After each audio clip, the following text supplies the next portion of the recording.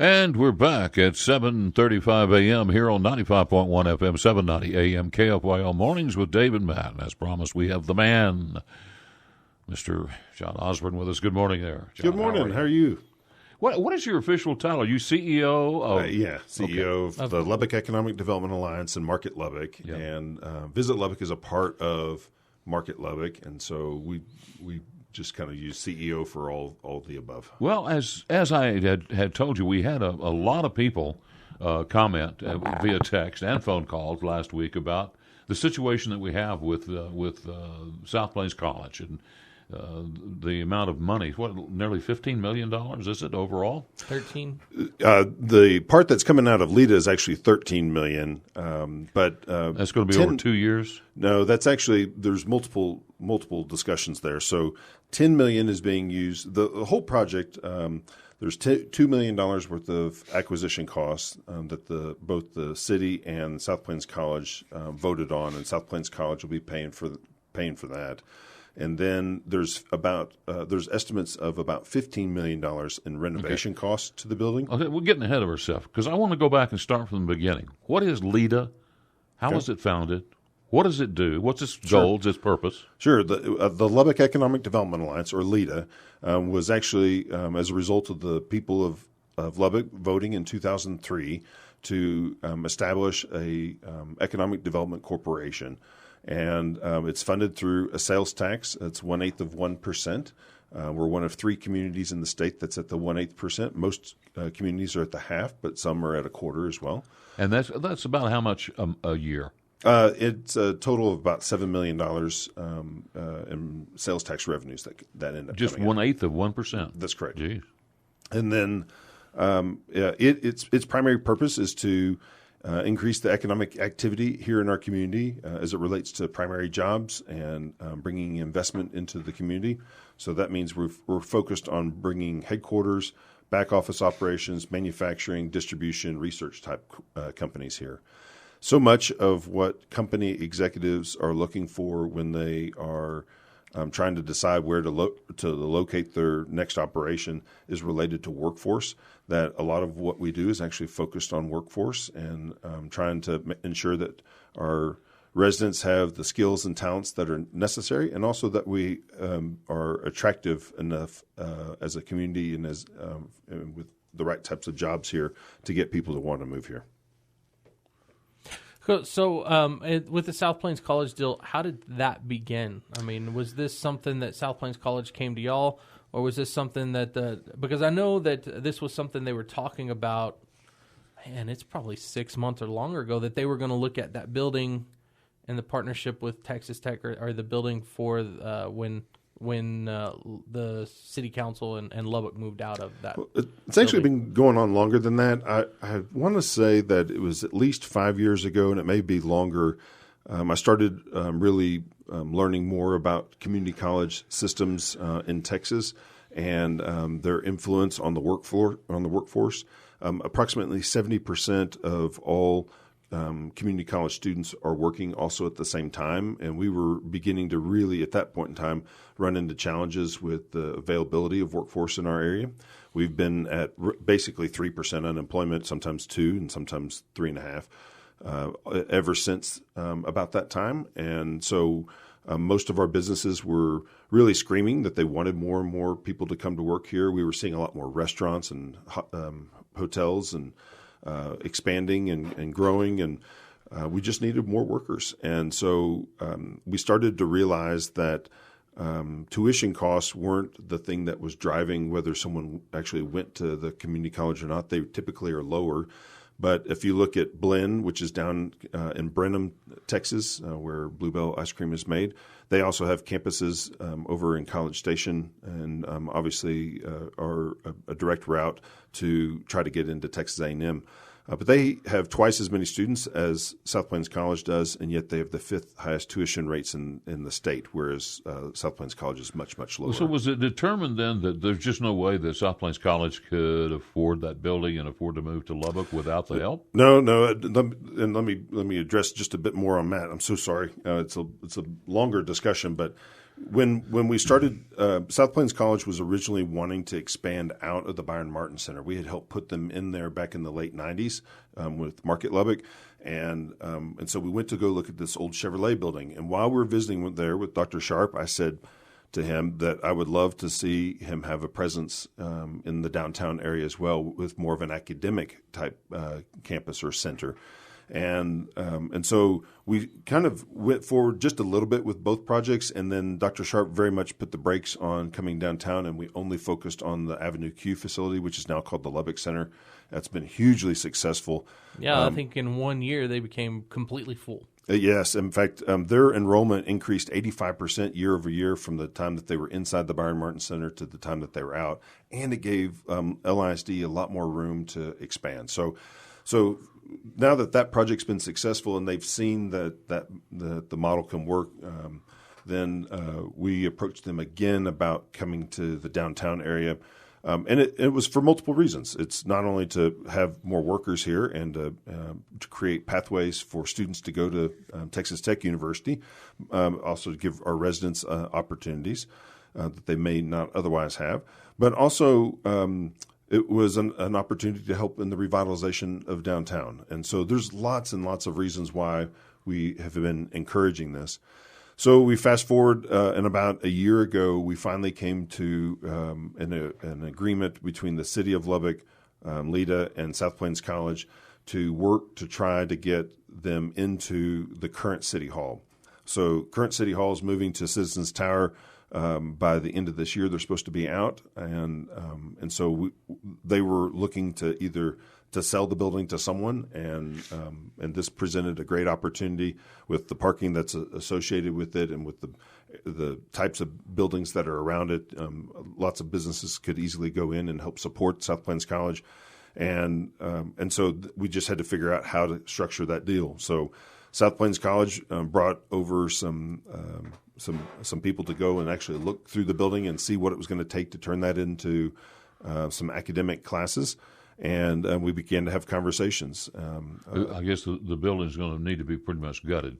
I don't know. I've not heard that yet. I've not heard if it's going to take it down to the studs or if it's going to. They're not that far along. Well, no, they South Plains College knows. I just didn't ask how gutted it's going to have to be. But obviously, it's set up for offices right now, and it could be better utilized. Yeah, it's going to have to be changed into classrooms, and so some of those will work, and some of those areas won't. So. Yeah. Okay, let's take a quick break, John, and we'll come back with more after this. We are KFYO Mornings with Dave King and Matt Martin. And we are back here on KFYO Mornings with Dave King and Matt Martin. And as we told you earlier, John Osborne, the CEO of LEDA, is with us to answer some questions. You say, John, your income is about $7 million a year for LEDA. Correct. And that's derived, again, from a 1/8 of 1% tax on the Lubbock citizens. Sales tax, correct. It's actually not just on the Lubbock citizens. That's true. It's anybody that buys goods here that have a sales tax of 1/8 of 1%. It's very small, but our 6.3 million visitors help contribute to that sales tax greatly. Yeah, no kidding. But still, it raises a lot of money. You said about $7 million a year, and we're going to give 10 or more to make this South Plains College deal work. Yeah. So the way here's what my question. I'm sure that you must have some kind of a formula that you can play to know whether or not this is going to be economically viable for Lubbock. I mean, is there a way to put a pencil to this and run some projections to see that this is going to be a financial winner for Lubbock? Oh yeah, we've been doing that, and the way that we've structured this deal, because Lubbock is in the jurisdiction of South Plains College, but not in the taxing jurisdiction. In other words, there's no maintenance tax that's levied on Lubbock. There's no property tax that's levied on Lubbock for South Plains College. Only over in that's Hockley County. Hockley County, and then there's actually just a little bit greater area than that north of them. But because of that, then if we were to say, hey, South Plains College, you need to put in all your own money to this facility, then the Hockley County residents would be furious.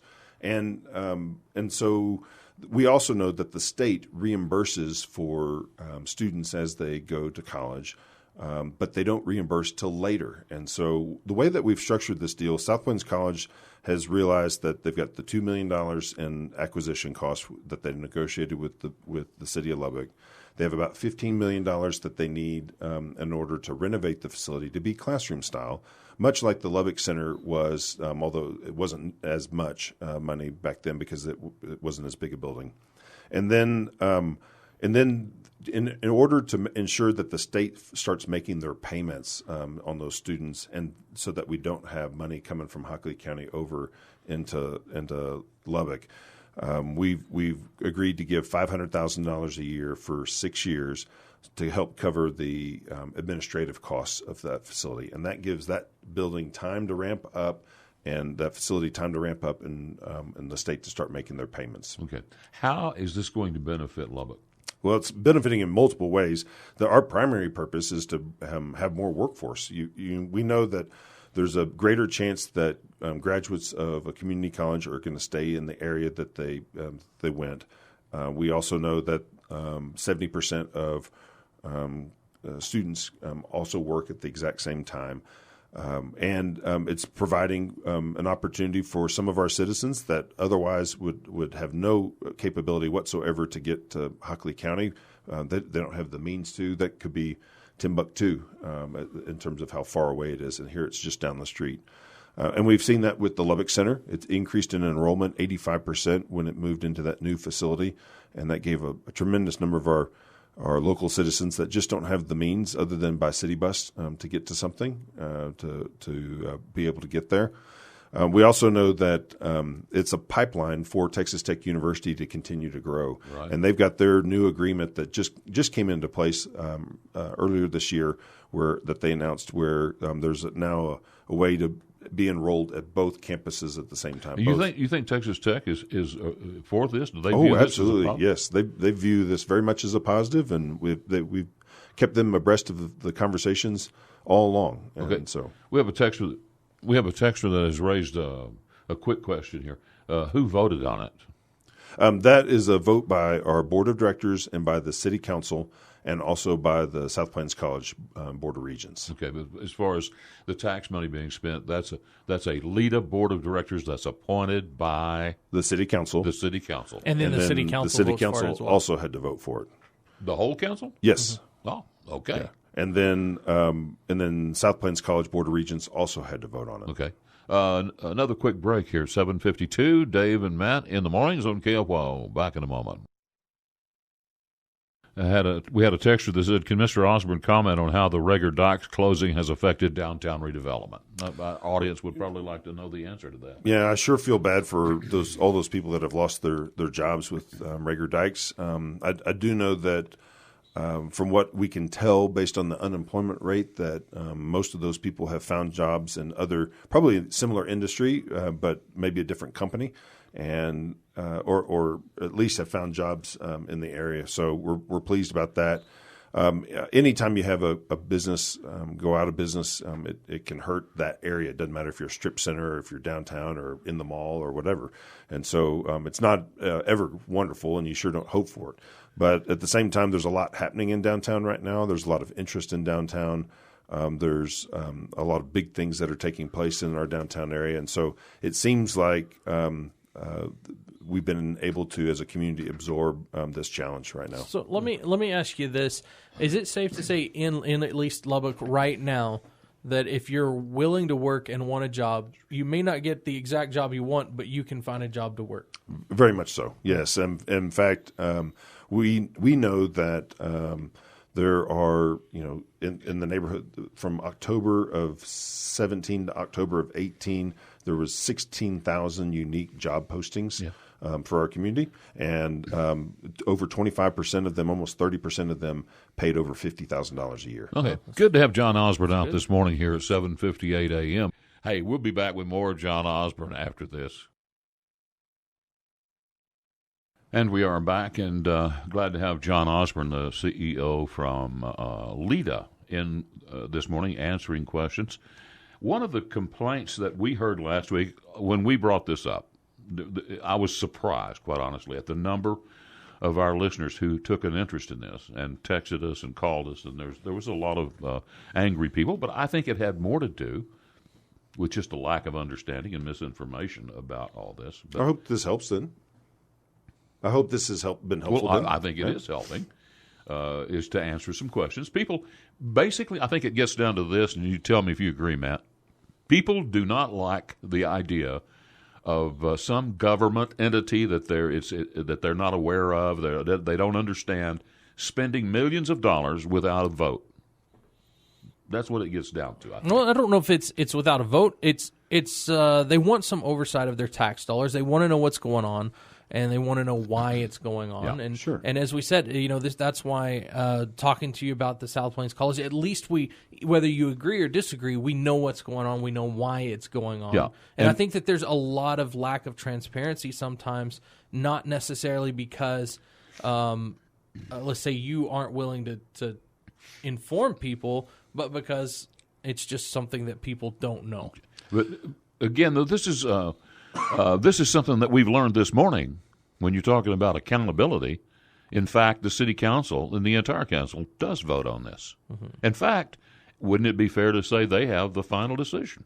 If the city council doesn't vote on it, I mean, if the city council votes it down, then it doesn't become a project. It does have that capability. Is that every single project y'all do? What about Market Lubbock? For any incentive project, it is. And so Market Lubbock, they have, and the reason I bring up the facade stuff is just because it's something that recently y'all did a whole kind of list of. I don't know if y'all only do it once a year or no, how we that do works. them not quite every month. But y'all had a huge, almost every month. Y'all had a huge list, I guess, last month of downtown companies that signed up for that.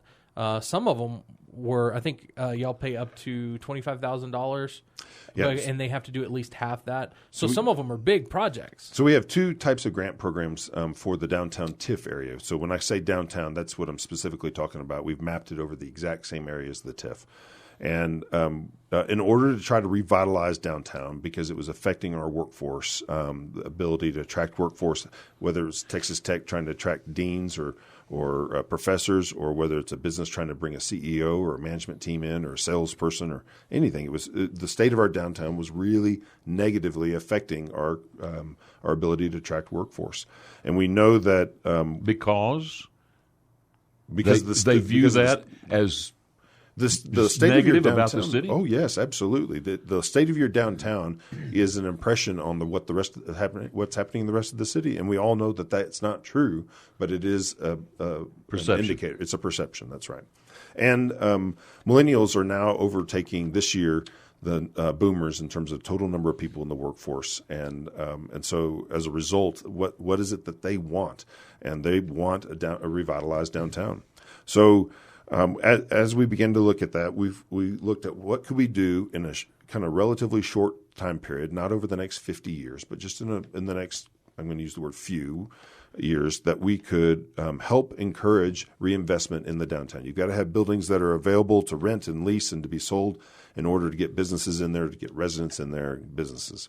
And so we put together a facade grant program that is a 50% reimbursement up to $25,000. So if you spend $5,000, you get reimbursed $2,500. If you spend $10,000, you get reimbursed $5,000. But if you spend $100,000, you only get reimbursed $25,000.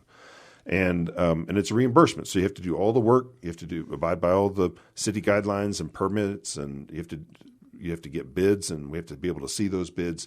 You have to be in good standing with your taxes, and that's actually stopped 2 projects before. And so once they've done all of those things, and our board approves it and the council approves it, and then they do the work, they show us that they did the work, the city actually confirms that they did the work as they said they were going to, then we'll cut them a reimbursement check. So with that, does the city council have to approve all of those as well? Yes. Okay. Yeah, so our board approves it, then the city council approves it. And then even if say you were a property owner downtown and you went through this whole process and then you didn't do the work as you said you were going to do, then you don't get reimbursement. Right. So even if they do approve it, there's still that last check. How often does it happen that people apply for it and then don't qualify for it? We've had one person that applied for it that was delinquent on their taxes, and then they elected not to go forward with it. We've had a couple of others that started to go through the process and then found that the city was going to require them to do more work than what they wanted to do, and they elected not to do it. We've had a whole bunch of people that just inquired about it, and they never indicated whether they're going to go forward or not. And so sometimes we don't ever hear from them again. Okay, another complaint that we heard was that we are totally seem to be devoted on downtown, and we are neglecting other that areas. complaint came from me. Well, I wasn't going to say that. Well, I'm going to. I mean, I don't care. We can talk about it. Sure. But because I'm going to. We're neglecting other parts of Lubbock and totally focused on downtown. Well, we actually established these same two grant programs, not just for downtown, but we also did one for the east side, and it butts up next to downtown. It goes from the interstate to the Marcia Sharp, out east of town, and then diagonally back into the interstate again down 19th Street. Well, no, I think that's, I guess, good that we're working there. But what about two streets that I can think of right offhand that could really use just like an upgrade or an uplift would be 34th Street and 50th Street, both of which, most of the strip malls and all the stuff over there are starting to get outdated. Is that something that y'all may look at in the future, or something that y'all thought about? So what we've tried to do is when you're focusing on a revitalization of any area, you've got to really concentrate your efforts in that area, and then once it starts to actually happen on its own, then you don't have to incentivize it anymore. An incentive is to try to encourage someone to get something done. And so we've talked to the council about that. They've had some concerns. Could we, establish a program in a different area of town? We've got the two programs, one on what we call the East Side Grant Program, and one is our Downtown Grant Program, where we're trying to encourage investment in those two areas. But as that gains steam, and we don't have to do it anymore, then we'll refocus and we'll look at other areas in our community that are being a drag on our ability to attract workforce and the ability for businesses to thrive. Okay. So I have a question going back to South Plains College, and I think you almost answered it. Take a break and come back with that? Yeah, we can. Let's do that, and then you'll have time to answer it. So Matt's question after this break here. Dave and Matt in the morning. They're on KFYO. News Talk 95.1 FM, 790 AM. We are KFYO Mornings with Dave King and Matt Martin. And this morning, glad to have John Osborne, the CEO of LEDA. So the question that I was going to ask is you've got $10 million plus the $500,000 a year, but focusing on the $10 million that you're going to be paying South Plains College, y'all's budget, you have what, I think you said $7.3 million or so coming in, somewhere in there. It's rough, basically $7 million for LEDA that comes in on annual with basis. Administrative costs and then other expenses that y'all have. But I'm out sure there. that grows every year too. Well, yeah, but with administrative costs and everything that y'all have, y'all are looking maybe $5 million probably per year. How can y'all afford to give South Plains College $5 million up front? So we don't just spend money for the sake of spending it. We actually, in the years that we don't have big projects like that, we do hold on to them and we put them in reserves. And so as we are developing our budgets for this upcoming year that the City Council will approve, you'll see a utilization of net assets, and that's where we're basically using some of those net assets we've not spent in previous years in order to be able to do this. We feel it's the smarter way of budgeting as opposed to just trying to spend every single dollar and then you run into a big project like this and you can't do it. When Monsanto, now Bear Crop Science, came out on the north side of town, that kind of big project where you've got to put in utilities and infrastructure and you've got to assist with the purchase of the property and all of that, those can be very big and expensive projects. And so if you just are constantly spending your entire budget and you don't ever save any, then you have no capability to maneuver to be able to help that kind of business to move in. So we're using some net assets to do this. We're also doing it over at least two different budget cycles. That's why they're two $5 million payments. One is being done once they get acquisition to the building. The other payment is being done once they pull the permits, and so that way they have the money to be able to pay the contractors. If by chance they acquire the building and never do anything else, they'll have to repay us those dollars. If by chance they acquire the building and then never start classes, they'll also have to repay all those dollars. Yeah, and I don't see that as being a problem with South Plains College, but we do have clawbacks in there to ensure that that there's good steward use of our dollars. Well, I'm more curious about how long you think that it's going to take to repay what we've invested in the South Plains College. Oh my gosh, I think it's already paying dividends. We've got companies that are moving into downtown as a result of this project and many others. We've got property owners that are redoing their buildings as a result of this project and many of our others. So it's going to be very good for so many. It's almost hard to track all of the different benefits that are going to come about. Even the relationship with Texas Tech University and South Plains College is growing as a result of this. Yeah. We call it a center because the Texas legislature calls a campus one where there's a taxing jurisdiction over it, and there's not one here. So it's an academic center, and so if you hear it called that as opposed to an academic campus, that's why. It's I got you. So. In your funding, I did notice that I guess in the 16-17 maybe year, Market Lubbock did donate some money to LEDA. Is that a normal thing that money moves over from Market Lubbock? It used to be that way, but we've had the governing laws for both LEDA and Market Lubbock are different because of how the two corporations were set up. They're sister organizations, but they have different governing laws. And once you move those funds from Market Lubbock to LEDA, they can't move back to Market Lubbock, and they're held at a stricter rate. But we've as a result of downtown and even other projects that we're trying to do out of Market Lubbock that we can't do out of LEDA, but are still good for the community and still good for attraction of workforce and business. We do those out of Market Lubbock, so we don't grant over dollars anymore. Okay.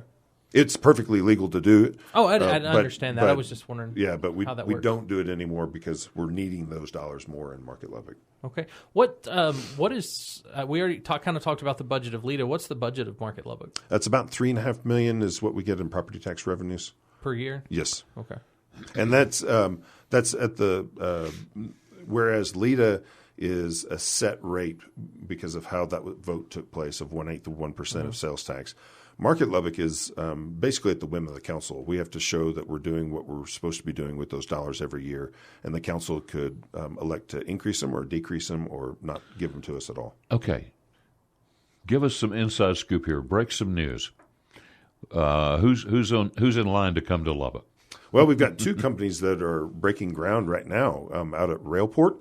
So there's two different business parks. One is south of the airport. That's the one probably most people are familiar with. That's where O'Reilly's is and Budweiser. Yep, sure. And then there's one to the north of the airport as well, and that's where the new Monsanto facility is over on the west side of the. That's by the jail, I guess. It's actually the jail is actually south of the airport as well. This is north of the airport, and Hampton Farms has a peanut and almond butter processing facility out there. So is that Lubbock? In the Lubbock city limits? It is. It's inside the city limits, but it's south of New Deal. When you're driving and you're right before you hit New Deal, there's a big, huge white building on the west side of the road. That's Monsanto, or now Bear Crop Science. But just on the east side, there's going to be two new businesses going in. One is called WL Plastics, and they make plastic. They take plastic pellets and they make plastic pipe for moving of water. Primarily in both oil and gas industry, but also in municipal applications. And then we've got another business going out there. It's actually called Corteva, but it's the old Pioneer Hybrid, Dow, DuPont, and Pioneer Hybrid, all of them kind of coming together to do a research facility. All these together, are there any of them that's going to employ a lot of people? Yes, WL Plastics, I think, is 40, and the researchers at Corteva are 15. There's 15 of them. Is there any news who about are you HEB talking to? I actually hear plenty of rumors on the HEB front, and can't confirm, deny that we're talking to any of them or have heard any of them or any of that. And I didn't hear yours. That's the one. Who are you talking to out there in the preliminaries that we might get to Lubbock? Well, companies are very sensitive about really revealing this information. I thought I would get you to spill the beans. Maybe we break some news this morning. They don't want the competition dealing with. So you can neither confirm nor deny the HEB story. Yes, correct. Okay, John. Hey, thanks a bunch. We got to get you out on the show more often. Well, thanks for having me. Appreciate it. That's John Osborne, CEO of LEDA, ladies and gentlemen. And Market Lubbock. And Market Lubbock. There you go.